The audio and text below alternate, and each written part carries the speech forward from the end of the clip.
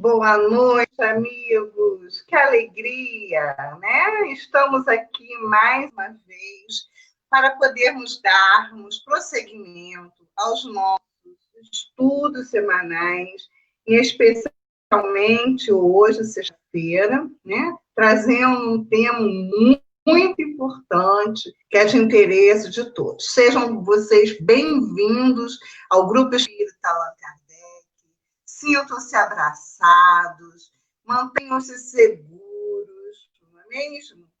Porque a gente ainda vive esse processo de quarentena, e embora o decreto municipal já tenha sinalizado o retorno das religiões, dos templos religiosos à atividade, o nosso Conselho Espírita de Araruama decidiu permanecer ainda, né, distanciados fisicamente, fazendo os nossos estudos, as nossas atividades, ainda virtualmente.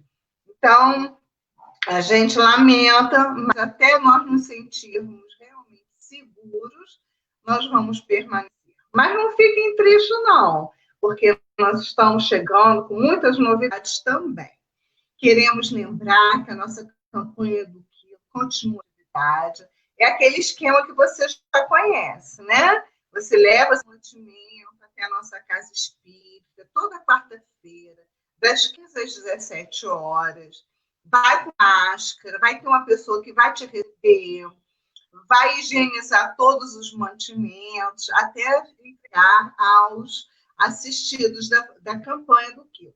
Então, é importante. Você vai no mercado, não deixe de comprar pelos feijão, de arroz, óleo, né? Porque isso é muito importante. Vivemos uma crise econômica e o seu auxílio é muito importante para muitas famílias. Então, nós queremos também lembrar que dentro da nossa página do GA, que existe ali um formulário que você pode preencher pedindo irradiação, prece, sustentação, virtualmente. Então, a gente pega esses interessados e há um grupo que, mesmo isolados, distanciados, no mesmo dia, na mesma hora, busca vibrar em oração positiva, em auxílio para você. Então, se você tem interesse na radiação à distância, deixa o seu nome, preencha lá os dados direitinho. É tudo privado, tá? Não tem, assim, risco nenhum de divulgação, ok? Também queremos lembrar que sexta-feira que vem a nossa palestra será com a nossa querida companheira Juciema Sarruiz, que falará sobre um tema também muito, muito interessante. Muitas moradas na casa do meu pai. A gente vai deixar aqui embaixo no rodapé para vocês irem tomando ciência disso.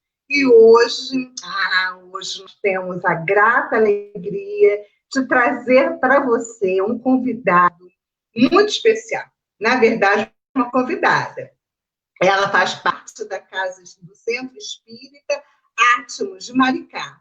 E o pessoal de Maricá está sempre conosco, toda sexta-feira.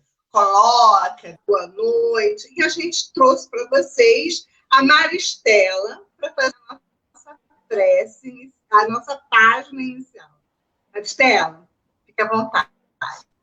Obrigada, Denise. Boa noite a todos. Eu me chamo Maristela Mel, sou do Centro Espírita Átmos, em Maricá, e a nossa casa faz parte do 43º Centro. É com muita alegria que estamos aqui, fazendo parte dessa palestra, né, desse momento tão importante que o nosso planeta está passando, apesar do isolamento social, estamos ali mantendo as nossas casas virtualmente abertas. A espiritualidade trabalha e nós encarnados precisamos trabalhar também. Então, como página para hoje, para harmonizar a nossa palestra, peço que todos estejam concentrados, para que assim possam unir as nossas mentes e os nossos corações. É do livro Ceifa de Luz, psicografado por Chico Xavier, pelo Espírito Emmanuel. E o tema da nossa mensagem é a respeito do porvir. Ide por todo o mundo e pregai o Evangelho a toda criatura. Quem nos disse isso foi Jesus, está em Marcos, capítulo 16, versículo 15. Toda realização nobre demanda preparo criterioso. O homem na terra edifica-se com a instrução para frustrar os perigos da ignorância, seja entrando no conhecimento comum ou garantindo a competência profissional. Assegura o equilíbrio orgânico com agentes imunológicos, preservando-se contra certas doenças arrasadoras. Paga tributos compreensíveis e justos a instituições securitárias e assistenciais, a fim de que não lhe falhe o apoio de ordem material nas horas difíceis. Organiza tarefas vastíssimas na gleba vulgar, para que não falte o auxílio da sementeira, tanto em benefício próprio, quanto na sustentação da comunidade. Institui recursos no trânsito, com sinalização especial, de modo a prevenir desastres e definir responsabilidades nas ocorrências infelizes da vida pública. Despende fortunas enormes com o exclusivo propósito de salvaguardar o êxito em determinadas realizações científicas. Prossigamos, assim, atentos na construção da doutrina espírita sobre os princípios de Jesus, portanto, seja hoje, amanhã, depois de amanhã, ou no grande futuro, todas as criaturas da Terra, uma por uma, se aproximarão da escola do amor e da verdade, a fim de encontrarem a felicidade real, não só no campo da inteligência, mas também, e acima de tudo, nos domínios do coração. Que assim seja. Graças a Deus. Obrigada, Maristela, pela sua companhia, né? E possamos contar com você mais vezes. E agora, preparando para a abertura do nosso estudo de hoje sobre o autismo, com o nosso companheiro José Hélito, nós vamos ouvir a prece de uma convidada também muito especial. Ela veio lá de Itaguaçu, do Grupo Espírita Caminho da Luz, Marise. Boa noite a todos. Meu nome é Marise, sou do Grupo Espírita Caminho da Luz, de Itaipuaçu, Maricá. Assim como a Casa Átmos, também pertencemos ao 43º CEU e ao CEUMAR, que é o Conselho Espírita de Unificação de Maricá. Bom, em primeiro lugar, eu queria agradecer esse convite tão novo, nesse momento em que estamos nos reinventando tanto, não é?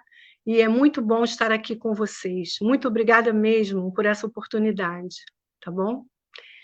Então, eu queria convidar todos vocês agora para que fechem seus olhos, elevem seus pensamentos ao alto, vamos afastar de nossas mentes quaisquer outros pensamentos e vamos nos imaginar diante do nosso querido Mestre Jesus, diante dos benfeitores espirituais, os trabalhadores do plano astral, os mentores dessa casa, os mentores desse trabalho, e pedir a eles, nesse momento, que estejam conosco, que nos acompanhem sempre, agradecendo por mais uma vez podermos estar juntos na realização de um trabalho de tamanha importância.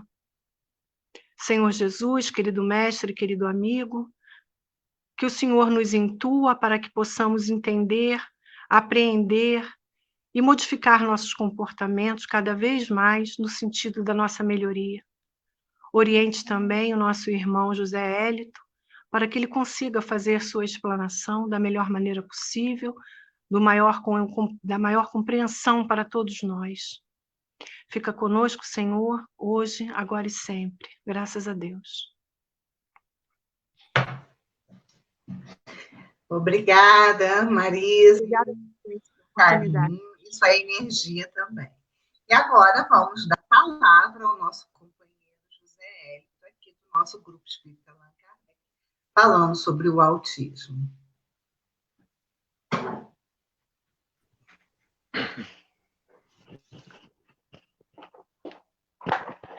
Que o Senhor Jesus possa Ele, mais uma vez, nos envolver e nos guardar em sua paz.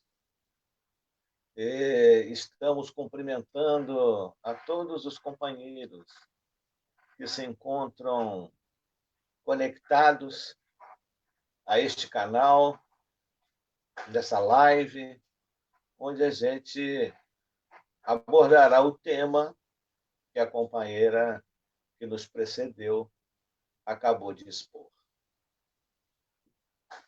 Vi deitadas sob as mortalhas de pedra e de areia as cidades famosas da antiguidade. Cartago em brancos promontórios, as cidades gregas da Sicília, os arrebaldes de Roma com os aquedutos partidos e os túmulos abertos. As necrópoles que dormem o sono de 20 séculos debaixo das cinzas do Vesúvio. Vi os últimos vestígios das cidades longínquas, outrora formigueiros humanos, hoje ruínas desertas que o sol do Oriente calcina com suas carícias ardentes.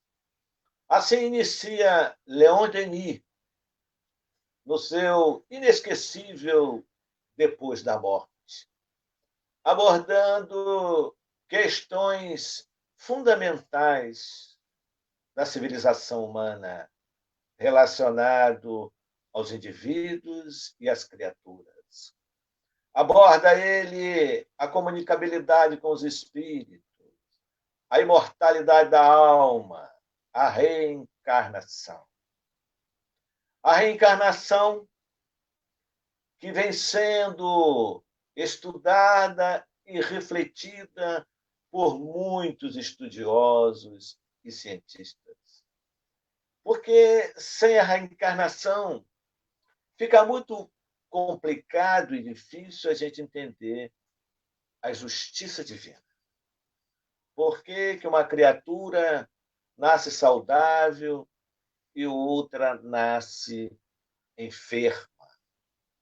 Com limitações, com raciocínios em dificuldade, enquanto o outro pensa, cogita, reflete de maneira tranquila e de maneira normalizada. Podemos até dizer que fora da reencarnação é difícil uma explicação. Então, os benfeitores espirituais vieram trazer a Allan Kardec, no capítulo 5 do Evangelho segundo o Espiritismo, que os dramas humanos, as aflições humanas, elas são oriundas de dois aspectos. Estão vinculados a causas atuais das aflições. E que a gente vai ler aqui para a reflexão que iremos dar em seguida. De duas são as vicissitudes da vida, ou, se o preferirem, para o humano de duas fontes bem diferentes que importa distinguir. Uma tem sua causa na vida presente, outras fora desta vida. Remontando-se à origem dos males terrestres, reconhecerá que muitos são consequência natural do caráter e do proceder dos que o suportam. Quantos homens caem por sua própria culpa? Quantos são visíveis de sua imprevidência, de seu orgulho e de sua ambição? Então, aqui os benfeitores colocam, né, essas causas atuais das nossas aflições. Muitas vezes o indivíduo ele não tem um mapa kármico para desencarnar com efizema pulmonar, mas ele fuma desbragadamente. Já recebeu orientações do médico, dos profissionais da área da medicina, e ele não atende. e continua naquele hábito nocivo, colocando para dentro do seu organismo mais de 1000 substâncias desestabilizadoras da saúde. Aí surge um câncer, surge um enfisema pulmonar, não porque estava no seu roteiro kármico, mas por criação da sua indisciplina, das suas atitudes inconsequentes. Mas os benfeitores irão apresentar que existem outras causas, as causas anteriores das aflições. Mas se há males nesta vida, colocam os embaixadores da luz, cuja causa primária é o homem, outras há também aos quais, pelo menos na aparência, ele é completamente estranho e que aparecem atingi-lo por fatalidade. Tal, por exemplo, a perda de entes queridos e a dos que são o amparo da família. Tais ainda os acidentes que nenhuma previsão poderia impedir. Os reveses da fortuna, que frustram todas as preocupações aconselhadas pela prudência. Os flagelos naturais, as enfermidades de nascença. Sobretudo as que tiram a tantos infelizes os meios de ganhar a vida pelo trabalho e as deformidades. Então,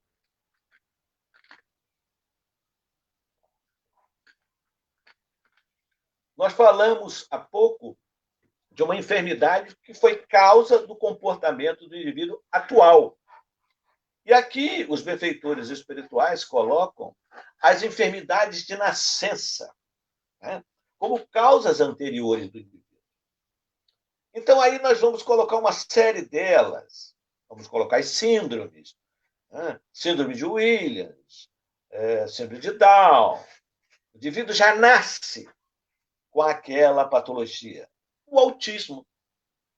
Essa psicopatologia que atinge um grande número de indivíduos. Porque se não tem fulcro e origem no comportamento do hoje, é porque está ligado às atitudes que o indivíduo teve em existências passadas, né?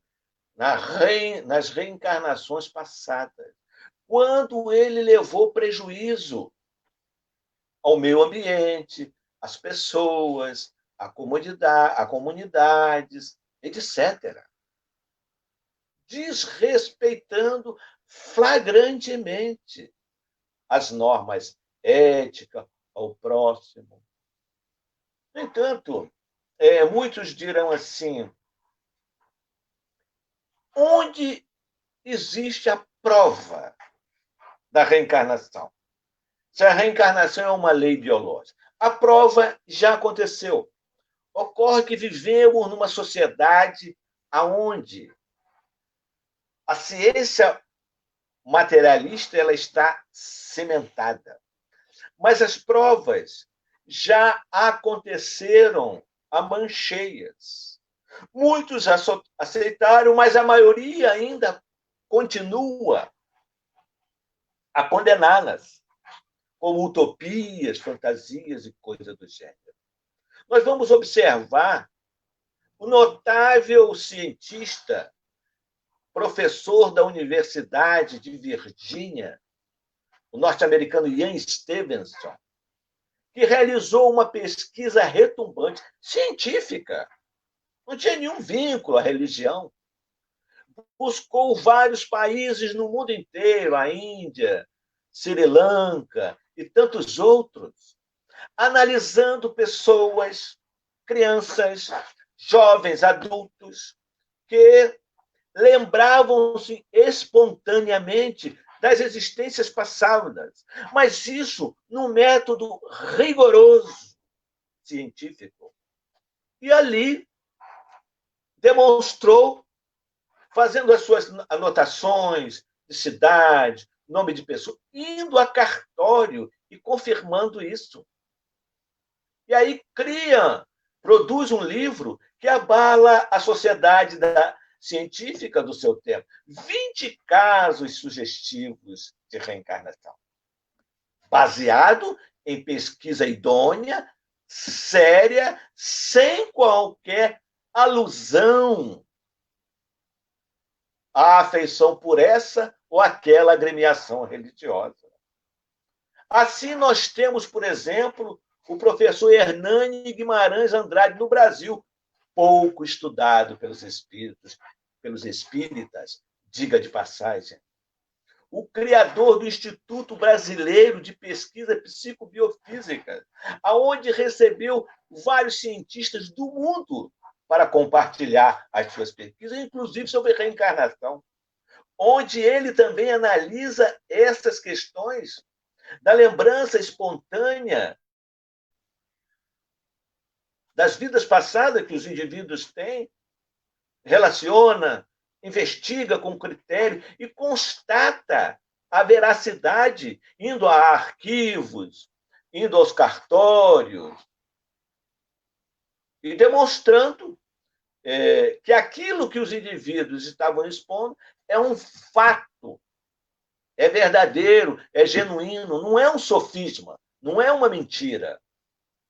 Apresentando que a reencarnação é uma lei biológica. Mas, para ela ser aceita no concerto da ciência, da maior parte da ciência, ainda vai levar no tempo. Mas ela já está comprovada. Hoje nós temos no mundo inteiro. A maior parte das universidades estão estudando a espiritualidade. Espiritualidade, ciência, medicina, espiritualidade, experiência de quase morte, etc. Esse é um viés que está se aprofundando no mundo acadêmico. As nossas universidades públicas e particulares do estado do Rio de Janeiro estão debruçadas, muitas delas, a maioria delas, neste assunto e nesta temática. Gabriel Delane, um notável pesquisador que se tornou espírita, no Congresso Espiritualista de 1898, leva a tese que sacode a comunidade científica da época, a tese reencarnacionista, trazendo uma série de fatos comprobatórios, inclusive as lembranças espontâneas das existências passadas. Então, nós vamos analisar essas questões do autismo, a questão do autismo, observando que ela tem uma faceta transpessoal, né? Que iremos desenrolar nesse nosso pensar, nessa nossa celebração. Então, nessa mesma obra, o Evangelho segundo o Espiritismo, os benfeitores colocam o seguinte: não há crer, no entanto, que todo sofrimento suportado neste mundo denote a existência de uma falta. Muitas vezes são simples provas buscadas pelo espírito para concluir a sua depuração e ativar o seu progresso. Evidentemente, aqui, eles colocam de que nem sempre o indivíduo que está ali no quadro autístico, rigoroso, grave, moderado, né, ele cometeu alguma falta, algum equívoco que aquela psicopatologia se apresentou. Muitas vezes, o ser solicitou aquela situação grave e aguda para favorecer o seu aprimoramento espiritual, o seu progresso íntimo, o seu amadurecimento psicológico. Na questão 371 de O Livro dos Espíritos, Allan Kardec faz uma indagação se a alma que é portadora dessas limitações é de natureza inferior. E os benfeitores espirituais, os embaixadores da luz, respondem que não. Eles trazem almas humanas, não raro mais inteligentes do que supondes, mas que sofrem da insuficiência dos meios que dispõem para se comunicar, da mesma forma que o mundo sofre de impossibilidade de falar. Então, ali, numa síndrome de Down, no síndrome de um William, no autismo, pode estar um ser muito inteligente. Ocorre que a sua conduta no passado, os seus desatinos no passado, criou um quadro espiritual diante das leis da vida que ele resgate os equívocos produzidos e gerados em relação à sua comunidade, a pessoas, etc. Então, os implementos cerebrais, as estruturas cerebrais, em determinadas áreas, não permite que ele exerça a sua individualidade, a sua comunicação, o seu raciocinar, a sua interpretação na plenitude. No entanto, muitos autistas são inteligentes, são altamente inteligentes, eram os chamados síndrome de Asperger. Hoje, de acordo com o DSM-5, que é o Manual de Diagnóstico e Estatística de Transtornos Mentais, todos se enquadram neste tópico, né? Que foi recentemente enquadrado. Por exemplo, a Temple Grandin era um autista que concluiu seu mestrado, doutorado e pós-doutorado. Foi uma doutora, um PhD em zootecnia. Se não fosse os diferentes, nós não estaríamos aqui. Nós não teríamos essa comunicação tão profunda, tão diversificada. Estamos fazendo uma palestra, nos comunicando para vários municípios, estados e talvez até o país. Nós devemos isso a homens como Bill Gates, segundo alguns, autista. Einstein, autista. Essas criaturas que fizeram pesquisas e trouxeram descobertas que facilitaram a descoberta de outros adventos, a estruturação da parafernália da informática, onde hoje nós nos comunicamos. Se não fossem os diferentes, talvez a gente estivesse lá no período das cavernas. Mas em relação ao autismo, como isso se desenvolveu? A primeira pessoa, eu vou voltar para a casa espírita, a primeira pessoa que criou o termo autista foi um psiquiatra suíço, Eugênio Bleuler, quando ele pesquisou indivíduos que apresentavam determinados sintomas singulares, fuga da realidade, um retraimento interior semelhante àquelas pessoas que apresentavam esquizofrenia. Então, ele cunhou para esses indivíduos com esse perfil sintomatológico a expressão autismo, autista. E em 1933, um médico, Howard Potter, estudando jovens, adolescentes, utilizando a matriz de pesquisa de Eugênio Bleuler, ele, verificando aquele sintoma, o define como esquizofrenia infantil. Mas Leo Kanner, em 1949, analisando e investigando crianças de 3 a 11 anos, fazendo uma investigação rigorosa, e justamente nesses sintomas já citados, e eles apresentavam cognomina de distúrbio autístico do contato afetivo, demonstrando que o indivíduo apresentava uma característica singular. E aí emergia uma psicopatologia, o autismo.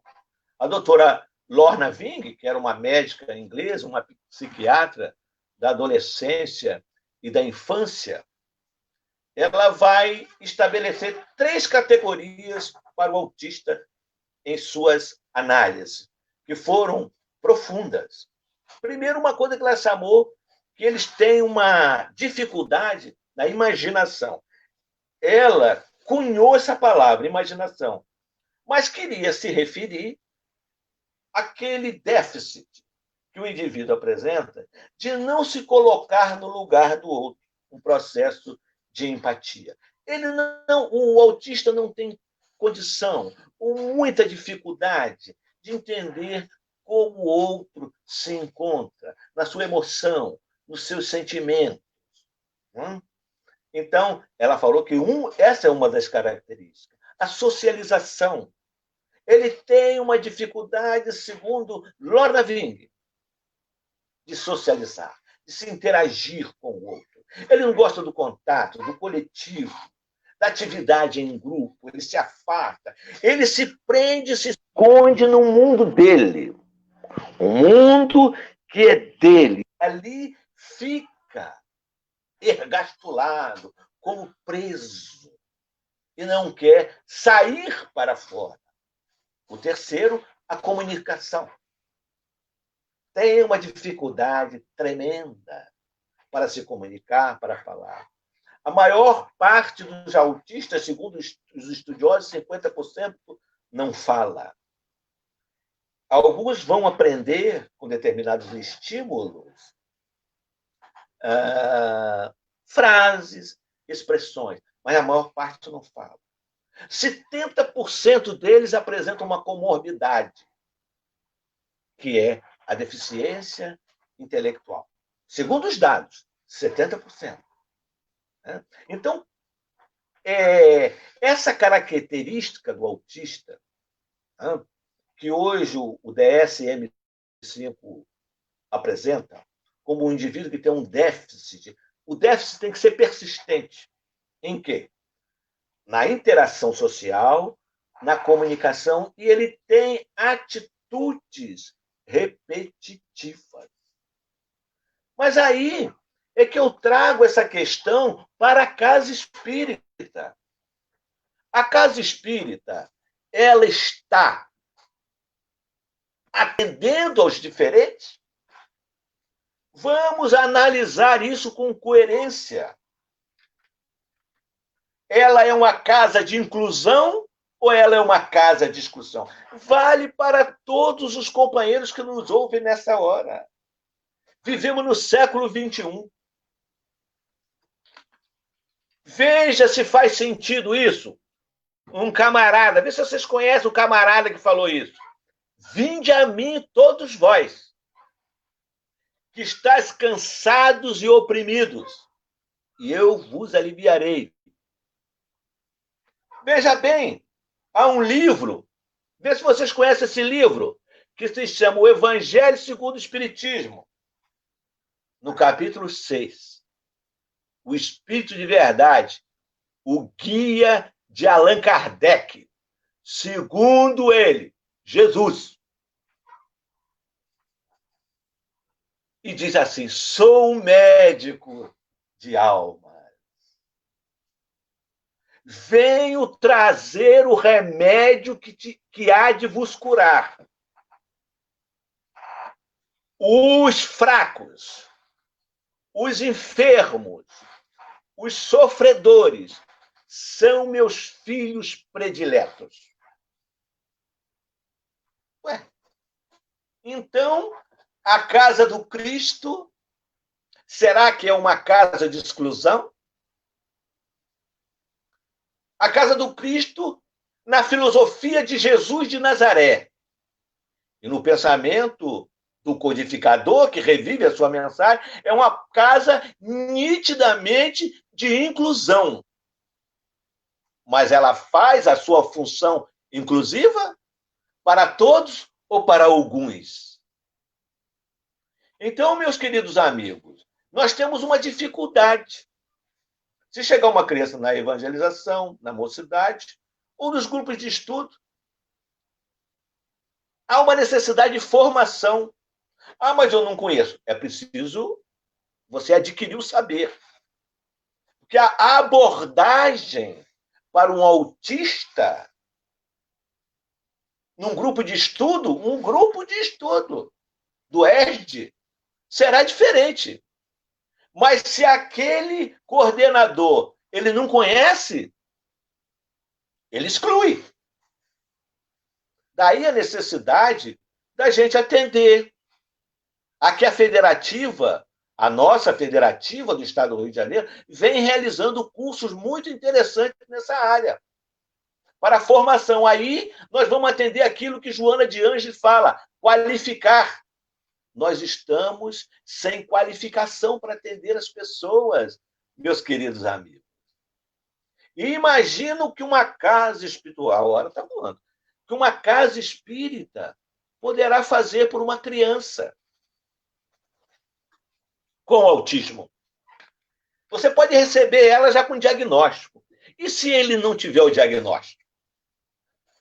Como é que você identifica que o indivíduo tem autismo? Você não é médico, você não pode dar diagnóstico.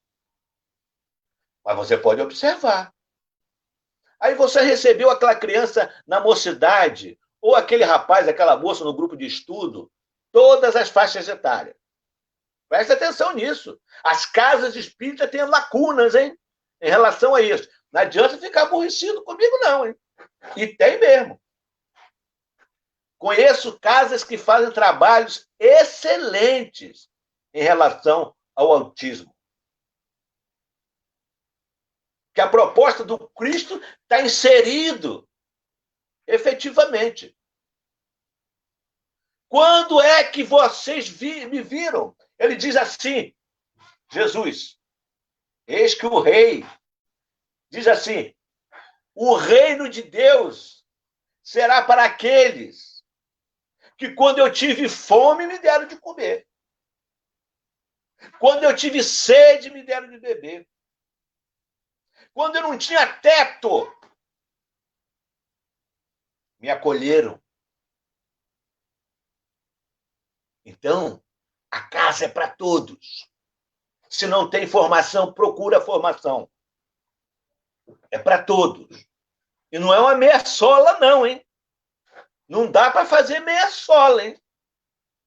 É uma sola inteira, bem feita. A casa não é só para os ditos normais, não. Porque se a gente fosse depender dos normais, como eu falei há pouco, Bill Gates, Einstein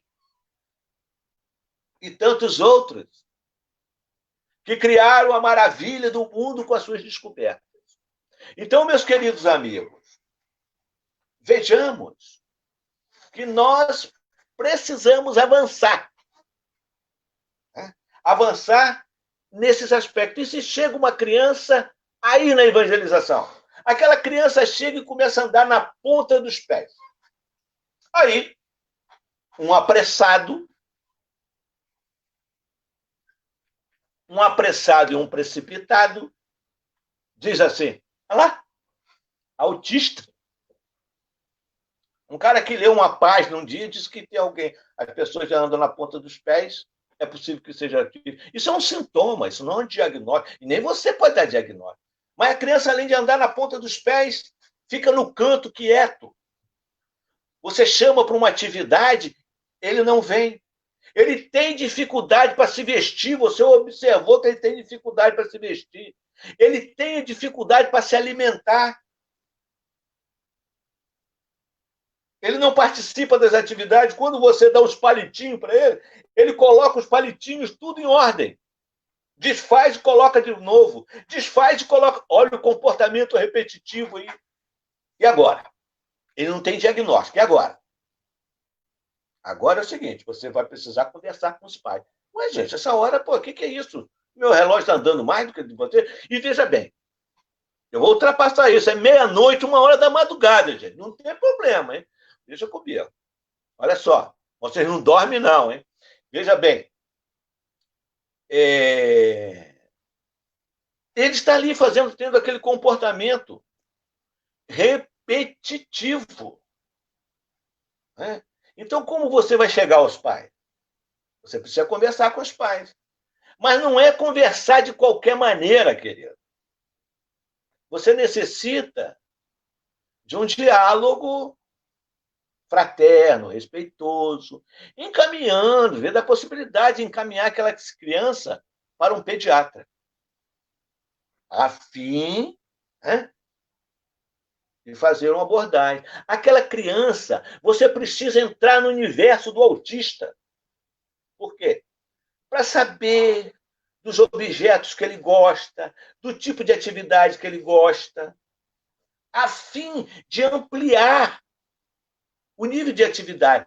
Você imagina, querido, se numa escola com recursos minguados se faz algo, imagina na casa espírita, aonde, se você tiver o conhecimento, os benfeitores vão atuar nas estruturas neurológicas daquelas crianças, favorecendo as sinapses. Quando você, no mecanismo pedagógico de atividades, faz com que gere outras redes neurais.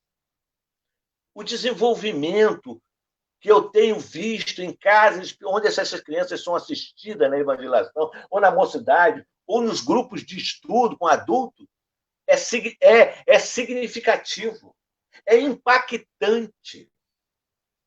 Mas muitas vezes nós não levamos a consideração, né, trabalhar a criatividade dessa criança dentro de uma casa espírita onde existe toda uma aparelhagem, existe todo um ambiente. É diferente da escola onde ele frequenta, meu querido. Ali, embora você não veja, prodígios poderão acontecer. Eu digo no avanço dessa criança. Quando determinadas microcirurgias acontecem na estrutura neuronal, favorecendo a capacidade de interpretação e de decodificação daquela. Por quê? Porque o autista tem dificuldade de interpretar. As suas funções executivas, que ficam nessa região do cérebro, elas estão despotencializadas.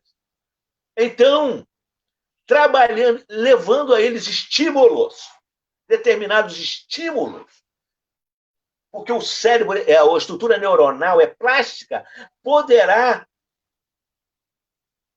gerar as redes neurais, favorecendo a melhoria do planejamento, da memória, da criatividade. Você pode levar uma atividade, por exemplo, da criança, você contar uma história e ela recontar. Mas aí você pede a ela, sugere a ela que ela modifique em algum aspecto. Então você vai gerando o quê? A criatividade, o desenvolvimento cognitivo. Né? Então, veja bem uma coisa. A casa espírita pode muito com essas crianças. Muito. O amor, isso foi um professor que falou.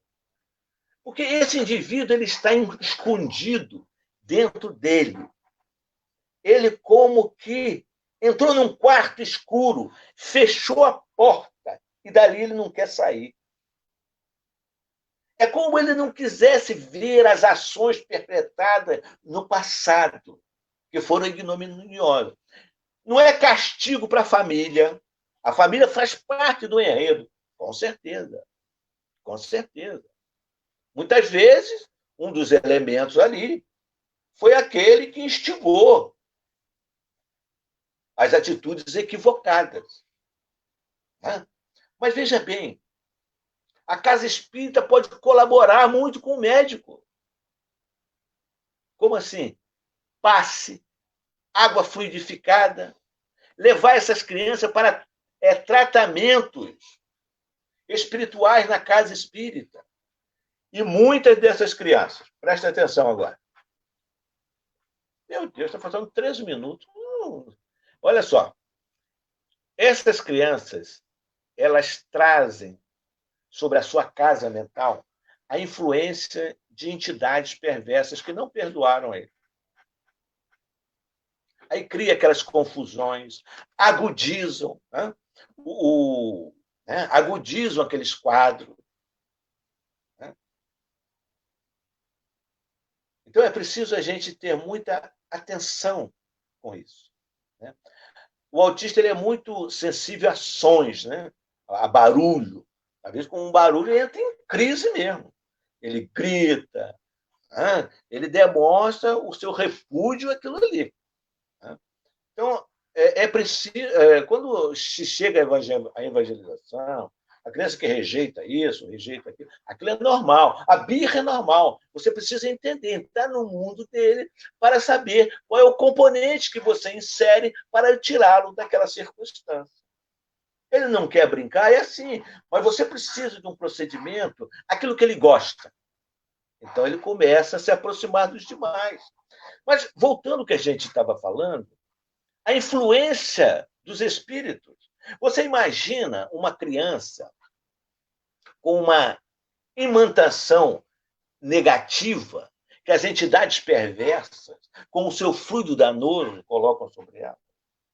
Nós vamos ter Manuel Filomeno de Miranda falar no livro Loucura e Obsessão sobre o caso de Anderson, o autista. Quem era Anderson? Olha lá o link com a reencarnação que eu falei. Anderson era um autista com as dificuldades, né, escondidas dentro de si. Como ele não querer se ver, não querer contato com o outro, tem dificuldade para olhar para as pessoas. Então, Anderson, numa existência passada, ele escrevia cartas anônimas. E essas cartas anônimas eram endereçadas a indivíduos, a lares, onde ele desgraçou a vida de centenas, de dezenas de pessoas. Quando ele se interessava por uma mulher, ele buscava infernizar a vida do casal com essas cartas anônimas, até que o indivíduo se separasse. Muitos deles não o perdoaram e passaram a persegui-lo. Então, as crises que ele tinha era da influência espiritual, que acionava desajuste nas sinapses neuronais, convulsões, né? O medo, o medo, o receio. Muitos dos autistas têm TOC, transtorno obsessivo compulsivo, têm depressão, é uma comorbidade. Tem o TDAH, transtorno de déficit de atenção e hiperatividade. Então, aquelas criaturas perseguiam ele. E ele busca uma casa espiritualista para diminuir aquela aflição, aquela dor. Que pudesse ter um encaminhamento de solução, embora o autismo não tenha cura até os nossos dias. E o que os benfeitores daquela casa espiritualista fazem? Criam uma barreira fluídica em torno do jovem, a fim de que ele possa, à medida do possível, com as orientações que eles estão dando, higienizar o seu cérebro, a sua casa mental, e sair do espaço, da matriz de sintonia daquelas entidades perversas. E aí, ele vai recebendo energias medicamentosas que vão reajustando e reequilibrando os neurônios e trazendo as sinapses à normalidade. Então, melhora a sua concentração, melhora o seu pensar, a sua elaboração, a memória. Olha que coisa fascinante.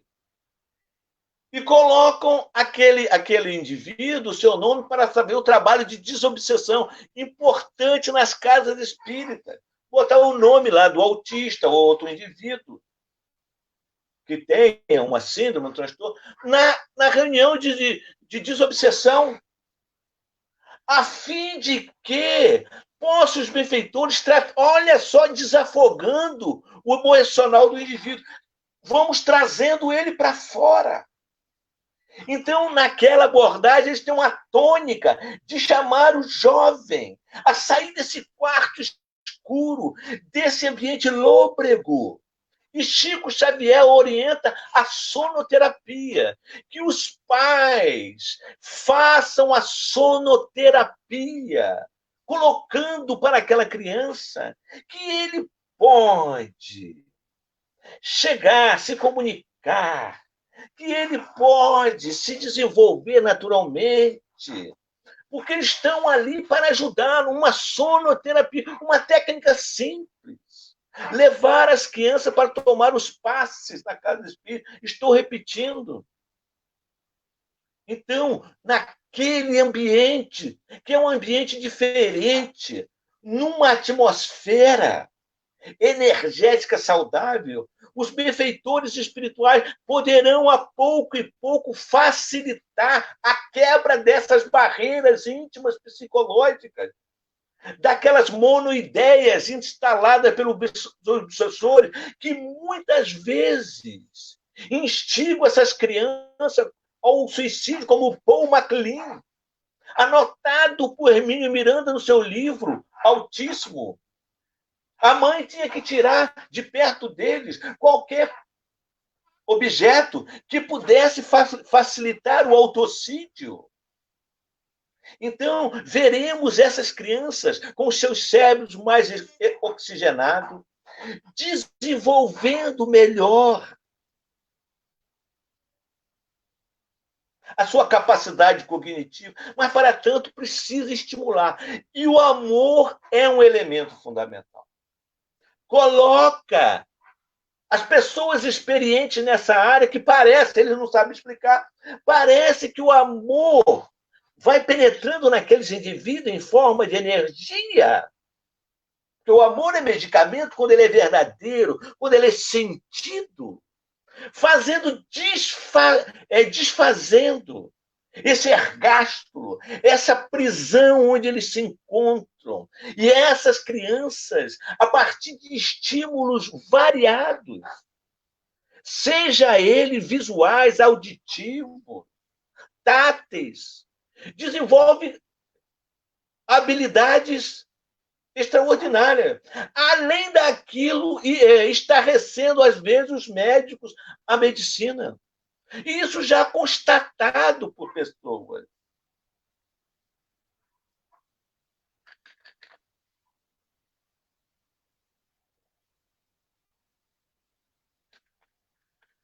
Hermínio Corrêa de Miranda, ele tem uma obra que ele fala sobre autismo.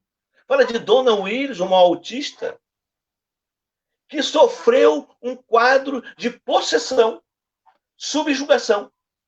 Né? Possessão. 2 espíritos controlavam o seu corpo. A situação aí era gravíssima. Era no nível de influência espiritual aberrante, agudíssima. Tomaram o seu corpo. Um era um intelectual, Ville, e Carol era uma prostituta doméstica, que gerou danos na vida de Dona Willis, até que ela pudesse recobrar o seu equilíbrio. Hoje nós temos a instituição espírita, com a sua reunião de desobsessão. Quantos autistas, querido, têm síndrome do pânico?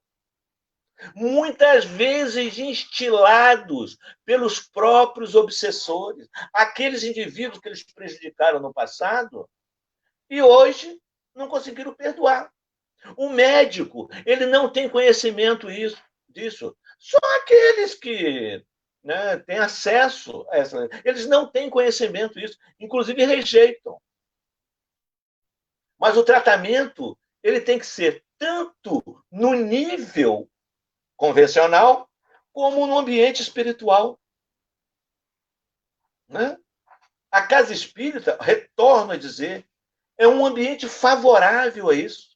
Inclusive, o seu arcabouço psicológico, energético. Uma criança que está ali, um jovem que está na mocidade, um jovem, o adulto que está no grupo de estudo, recebe tratamentos que estão além do nosso conhecimento. Utilizam muitas vezes os fluidos da natureza, operacionalizando com ectoplasma medicamentos específicos, que não vai curar. Mas nós vemos essas crianças a ter uma melhora significativa. Aí eu pensei, mas não foi isso não, foi o médico do mundo. É porque ainda nós não temos como demonstrar isso. Mas quem acompanha, quem vê, sem nenhum bairrismo, sem nenhuma critério de trazer apontamentos, valores para a doutrina espírita, sem ela realizar, não é isso. É porque, de fato, a coisa se concretiza.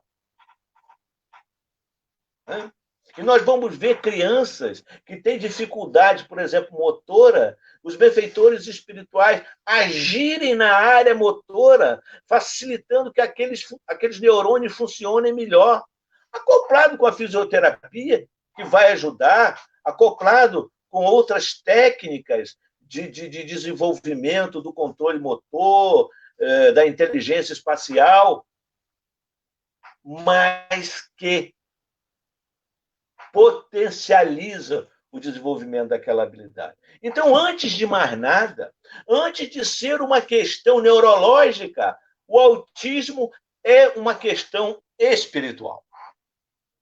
Antes de ser uma questão de limitações das estruturas cerebrais, é uma questão espiritual. Devido ao indivíduo que no ontem, lembra da reencarnação, das existências passadas, ele cometeu uma série de deslizes, uma série de prejuízos às pessoas. E agora? Surge ali o autismo como uma medida da lei para que ele não erre mais e repare os prejuízos perpetrados em relação ao outro, ao ontem. Então, a nossa casa espírita, ela precisa estar preparada para isso. Não só para o autista, para as outras síndromes que adentrarão o ambiente da instituição do Cristo, que ela é inclusiva. Crianças, por exemplo, que foram acometidas pela Zika, estão chegando aí. E nós vemos, muitas vezes, a acomodação. Aí, quando chega, não está aparelhado para aquela tarefa. Porque precisa de instrumentalidade, porque senão você não vai saber lidar. Então, aquele que sabe é mais responsável. Caberá, nesse instante, se conscientizar desta proposta em favor dos diferentes, porque são os diferentes que estão salvando o mundo. Que estão salvando o mundo e colocando em atividade. Desta forma, meus queridos amigos, chegando a esse horário, na abordagem que fizemos hoje, que ela chegue para nós como um aconselhamento. Um aconselhamento de que para Jesus, como diz o Evangelho segundo o Espiritismo, os enfermos, os fracos e os sofredores são meus filhos prediletos. Sua casa precisa acolhê-los. Não adianta ficar no verbo. O verbo não basta. Tem muita gente falando em orar. Nós passamos dias difíceis, eu estou cansado de ver espírita. Nós vamos orar. Querido, olha só, presta atenção aí. Orar só não basta. Orar só não adianta. Tem que orar e arar. E trabalhar para que as coisas aconteçam. Porque orar, muitas vezes, vai trazer uma posição egoísta de você ficar na sua área, né? Na sua zona de calmaria, de tranquilidade. Você ora dentro de casa. Né? sem sair para o serviço eficiente, sem sair para a ajuda necessária. Então tem que construir, tem que realizar. Porque fora da caridade, presta atenção, vai orando e ficando só na oração para ver se o futuro lhe acenará com alegria. Porque olha só aí, presta atenção, hein? Fora da caridade não tem jeito para ninguém, hein? Um camarada que disse isso, vai lá. Então, meus amigos, e nessa noite, onde nós atravessamos no mundo os dias apocalípticos, segundo a minha concepção. Não o apocalipse do final do mundo, não. O apocalipse, uma mudança, o início de uma mudança de ciclo.